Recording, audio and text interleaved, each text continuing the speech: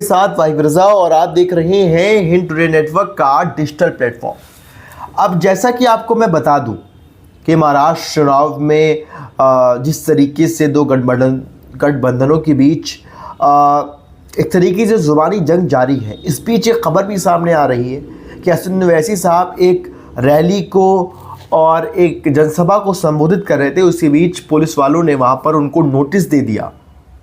क्या है पूरा मामला, क्या है पूरी रिपोर्ट, ये बताने की कोशिश करते हैं। और इस बीच आपको बता दें कि महाराष्ट्र में जिस तरीके से चुनाव प्रचार का बहुत कम ही दिन बचा है, कम ही वक्त बचा है चुनाव प्रचार के लिए और जनसभाओं के लिए, क्योंकि 20 नवंबर को इलेक्शन होने वाला है और 23 नवंबर को मतगणना हो जाएगी 288 सीटों के ऊपर।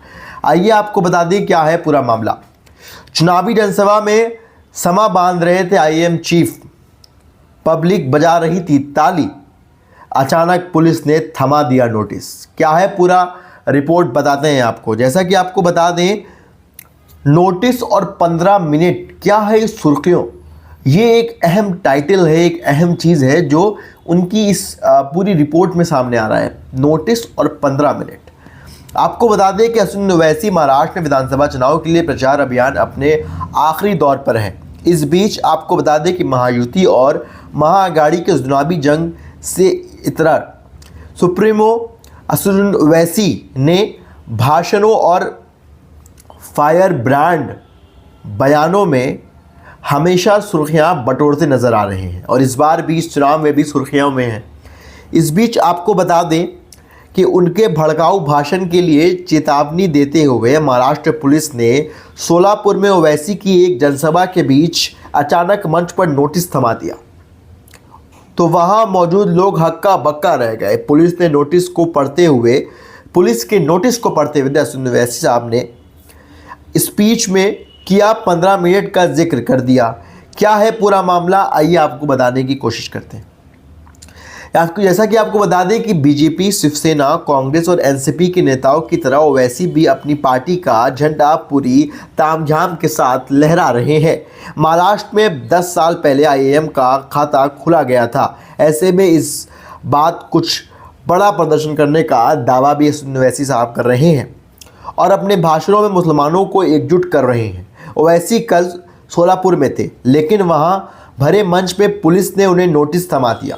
दरअसल ये पूरा मामला क्या है कि देखिए, कांग्रेस है, बीजेपी है, शिवसेना है और एनसीपी है, ये तमाम पार्टियां के बीच हसन ओवैसी साहब भी हैं।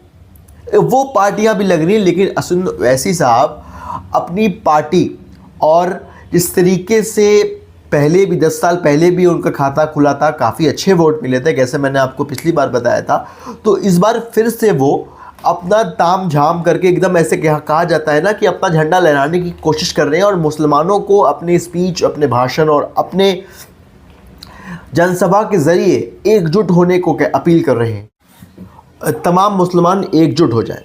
इस बीच आपको बता दें कि दरअसल बुधवार को सोलापुर में मध्य विधानसभा क्षेत्र में उम्मीदवार फारूक के प्रचार रैली में शामिल होने के लिए हसन ओवैसी साहब सोलापुर आए हुए थे। इस दौरान महाराष्ट्र पुलिस ने जवान द्वारा ओवैसी को मंच पर ही पुलिस ने नोटिस दे दिया।